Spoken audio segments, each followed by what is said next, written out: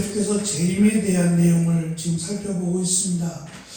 이 문제가 데살로니가 후서를 기록하게 된 가장 중요한 이유이기 때문이기도 하고, 또한 이 재림에 대한 다른 바울 서신과는 달리 이 재림에 대해서 이 데살로니가 성도들에 대한 이 어려움 또는 고난, 그 가운데 발생된 다양한 문제들 가운데 특별히 이 재림에 대한 문제가 가장 심각했던 것으로 보여집니다. 그래서 데살로니가 후서가 예수님의 재림에 대해서 특별히 많이 강조하고 있다는 점에서 우리에게 많은 도움이 되리라고 생각을 합니다.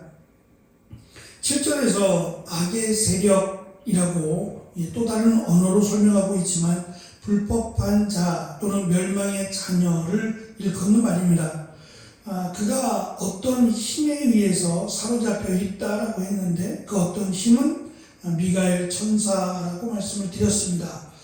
그의 특별한 사역인지는 알 수 없지만 다니엘서 11장에서 이미 언급했던 이 내용을 사도 바울이 인용하고 있고, 이 천사장 미가엘이 그를 적그리스도라고 할 수 있는 그를 붙잡아 두었다. 언제까지? 일정 기간까지 붙잡아 두었으나 이 적그리스도의 모습을 한 이들이 계속해서 나타났다라고 하는 것을 강조합니다. 특별히 헬라 시대, 그러니까 페르시아가 끝나고 로마가 들어오기 전 헬라 시대, 우리가 잘 아는 알렉산더가 여기서 나오게 되는데 그 알렉산더가 나오기 전일 겁니다.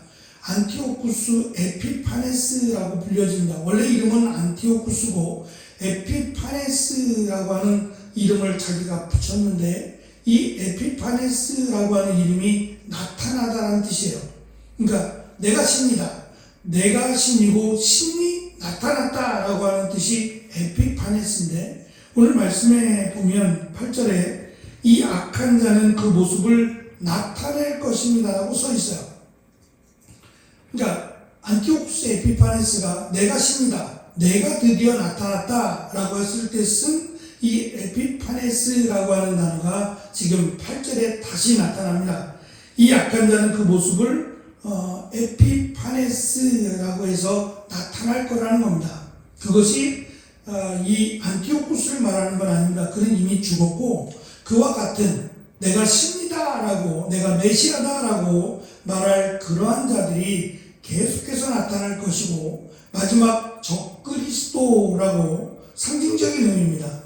이 적그리스도는 붙잡힌 바 되어 있다는 겁니다. 천사장 미가엘에게 붙잡힌 바 되어 있다가 마지막 그가 나타날 때, 적그리스도가 나타날 때 드디어 에피파네스라고 말하는 예수님의 재림, 바로 진정한 메시아가 나타날 것이다 라고 하는 언어 유희입니다.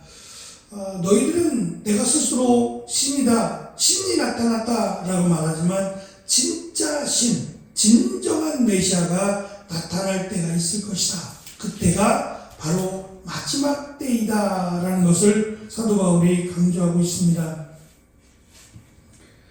특별히 오늘 8절 말씀에서 강조하고자 하는 것은 모든 악의 권세, 모든 악의 세력은 반드시 예수님의 재림 때에, 그가 나타나실 때에 멸망하고 패배한다 라고 하는 메시지입니다.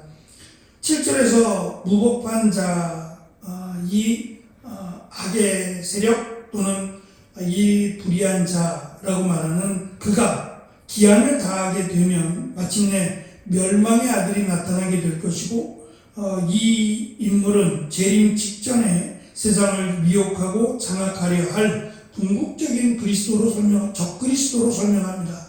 다시 말하면 적그리스도는 계속 있을 겁니다. 예수님이 십자가에 달려 죽으시고 부활하신 뒤에 예수님을 믿는 자들, 그리고 그것을 회방하는 자들, 그들 가운데 적그리스도가 등장하기 시작했고, 이 적그리스도는 끊임없이 시대를 막론하고 등장하고 마지막 예수님이 재림 때에도 등장한다는 겁니다. 그때도 적그리스도는 있을 텐데 그 적그리스도가 계속해서 나타났다, 내가 메시아다, 내가 하나님이다 라고 하며 자신의 신성을 주장할 것이다 라고 해서 4절에서 하나님이라고 불리는 모든 것 위에 자기를 높여 하나님의 성전에 앉아 자기를 하나님이라 내세울 거라는 겁니다. 이러한 일들이 끊임없이 발생할 것이다. 그러나 진짜가 나타날 때, 진정한 메시아이신 예수 그리스도께서 나타날 때 이들은 멸망할 것이다 라고 하는 확신의 예언을 우리에게 가르쳐주고 있습니다. 특별히 진짜이신 예수님이 나타나실 때, 재림하실 때 일어날 일을 8절에서 설명을 하는데, 입의 기운으로, 그의 입에서 나오는 입김으로 그가 죽을 것이다 라고 말씀합니다. 이 입의 기운 또는 입김이라고 이 설명된 단어는 시편 33편 6절에 있는 말씀을 가지고 온 겁니다. 하나님의 말씀과 기운으로 천지를 창조하셨던 그 창조의 능력으로 이들을 멸망시킬 것이다 라고 하는 암시적 예언입니다. 또 한 가지는 하나님의 입김이라고 하는 호흡이죠. 인간을 만드셨을 때 하나님의 그 호흡이 들어갔어요. 그래서 생명이 된지라 라고 설명이 된 그것을 하나님이 심판하시겠다는 거예요. 다시 말하면 이 땅에 속한 살아있는 사람들, 그들에게 하나님이 주셨던 우리가 말하는 영혼이라고 하는 거요.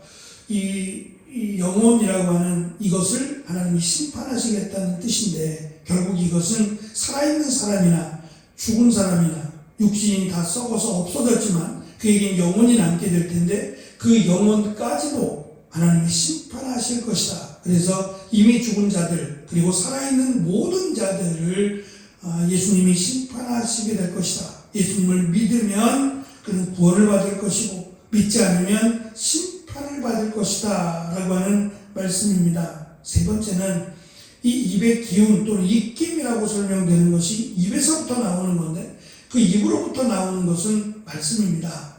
예수 그리스도 또는 하나님의 말씀이 기준이 되어서 이 말씀이 심판이냐 구원이냐를 결정하게 될 것이라는 겁니다. 그래서 예수님을 믿고 기대하고 소망하던 자들, 그들은 구원을 받을 것이고, 마치 자기들이 메시아다 또는 자기가 신이다라고 주장하는 자들은 거짓이라는 것이 명확하게 판명이 날 것이며, 그들은 그 말씀 앞에서 심판을 받게 될 것이다 라고 하는 것을 의도적으로 입김이라고 하는 단어를 사용해서 강조합니다. 결국 거짓된 신성, 내가 하나님이다 라고 주장했던 이 불의한 자, 불법한 자, 적그리스도는 참된 하나님의 영광이 나타나심 앞에서 완전히 멸망하고 폐하여질 것임을 다시 한번 강조합니다. 그리고 이 말씀은 새로운 것이 아니다 그랬어요. 사도 바울은 데살로니가 교회뿐만 아니라 복음을 전하는 모든 것에 예수님의 오심, 그리고 예수님의 하신 사역, 그리고 다시 오심에 대해서 다 설명했을 겁니다. 그러면 이 시간이 짧지만은 않았을 거예요. 구약에 있는 내용, 예언되었던 내용, 예수님께서 이루어 주신 내용들, 이 모든 것들을 아마 가르치려고 힘썼을 겁니다. 그래서 이 가르치는 시간이나 기간이 짧더라도 이 부분을 다 가르치려고 했을 거예요.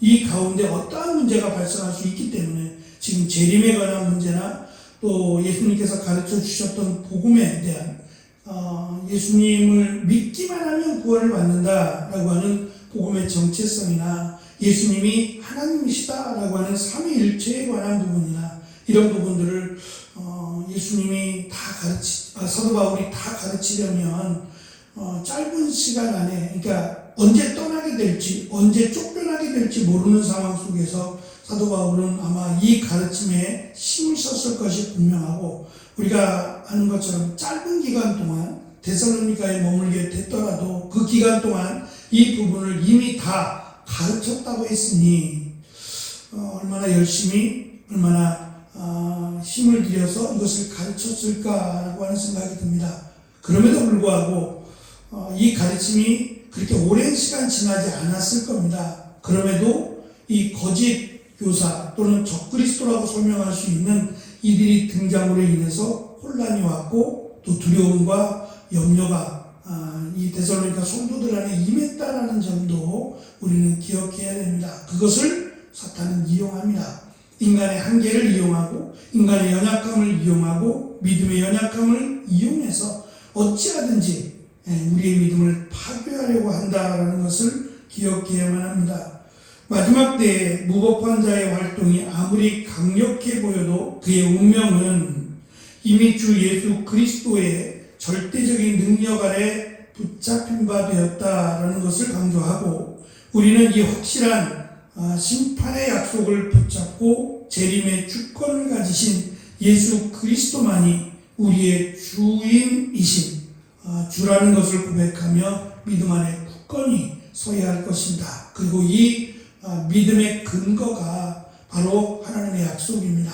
하나님께서 이것을 가르쳐 주셨고 또 예수님이 우리와 직접 함께 하시진 않지만 대신 성령께서 함께 하실 것이며 예수님이 다시 오실 때가 있을 것이다. 그때가 언제인지는 알 수 없지만 분명한 것은 그때 죽은 자나 살아있는 자 모두가 예수 그리스도를 믿는 자에게는 구원이 그리고 그를 거역하고 부인하는 자에게는 심판이 있다라고 하는 사실, 특별히 믿는 자들은 담대함을 가지고 비록 내가 살아있을 때 오시면 좋겠지만 그렇지 않더라도 우리는 구원을 받는다라고 하는 확신과 기대를 가지고 이 믿음을 지켜야 한다라는 것을 우리에게 강조하고 있습니다. 언제 오실지 모르지만 언제 오셔도 후회하지 않을 믿음으로 오늘도 힘있게 감사함으로 나아가는 귀한 은혜가 우리 가운데 또 사랑하는 성도들 가운데 충만하기를 간절히 축원합니다. 기도하겠습니다.